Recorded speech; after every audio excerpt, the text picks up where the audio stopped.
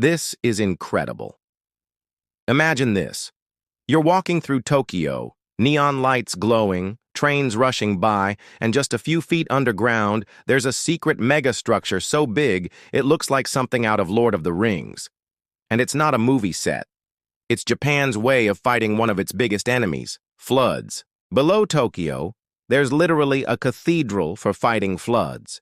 Japan is beautiful, but it's also in the danger zone.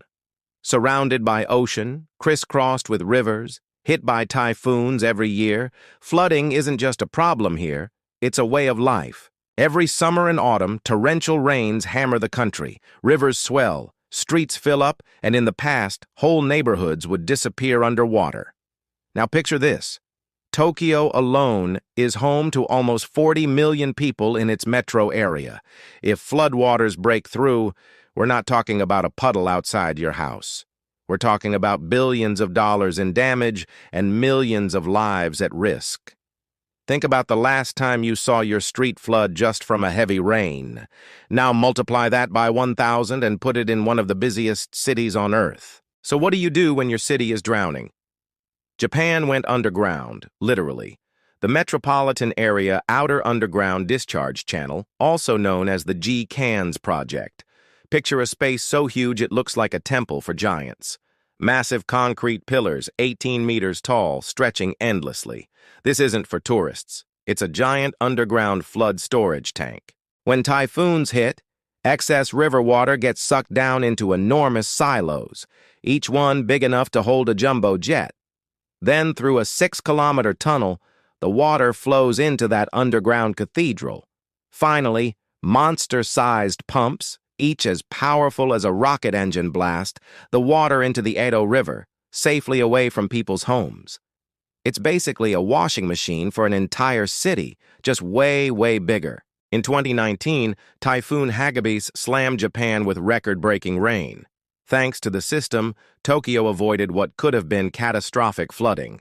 The G-CANS project quite literally saved millions of people. Now here's the thing.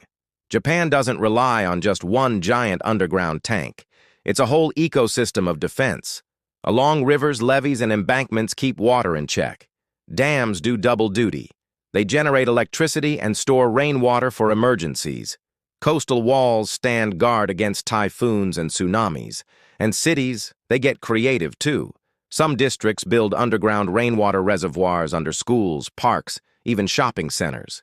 When the rain comes, these hidden basements quietly fill up instead of your living room. Imagine if under your local soccer field there was a secret tank that could swallow an Olympic swimming pool's worth of rainwater.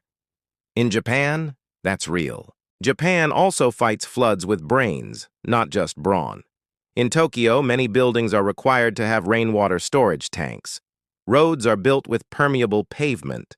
Water doesn't just bounce off and flood the streets. It seeps in, draining away naturally.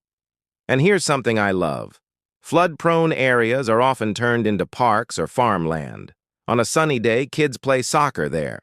But when the river rises, the field transforms into a giant temporary lake. Instead of homes underwater, it's just a muddy pitch that can bounce back. In Japan, even a soccer game can double as flood insurance. And of course, this is Japan. Technology is everywhere. They've got real-time rainfall monitoring, satellites tracking storm paths, and AI predicting which rivers are about to spill over. When danger is coming, alerts go straight to your phone, TV, radio, even loudspeakers in the street. No one is left in the dark. Ever missed an important text? In Japan, missing an emergency alert isn't an option. They blast it loud enough your grandma down the block hears it. But here's the most powerful part. It's not just about concrete and computers, it's about people. Every community in Japan gets flood hazard maps showing exactly which areas go underwater first and where to evacuate. Schools run evacuation drills. Families know their shelters. And when disaster strikes, people don't panic. They move together. One survivor once said after a typhoon, "We didn't save ourselves, we saved each other." That's the spirit that makes these systems work. So here's the lesson. Japan doesn't just fight floods with walls and tunnels. They fight with engineering, planning, technology, and community. It's not about stopping the rain. You can't do that. It's about being ready, so when the storm comes, life can go on. And maybe that's the real message for the rest of us. Disasters will happen. The question is, will we be caught off guard, or will we build systems and communities strong enough to face them? Japan doesn't just survive floods. They outsmart them. If you found this story inspiring, share it with a friend who loves crazy engineering solutions. And tell me in the comments, would you trust a giant underground cathedral to save your city? I'll see you in the next video.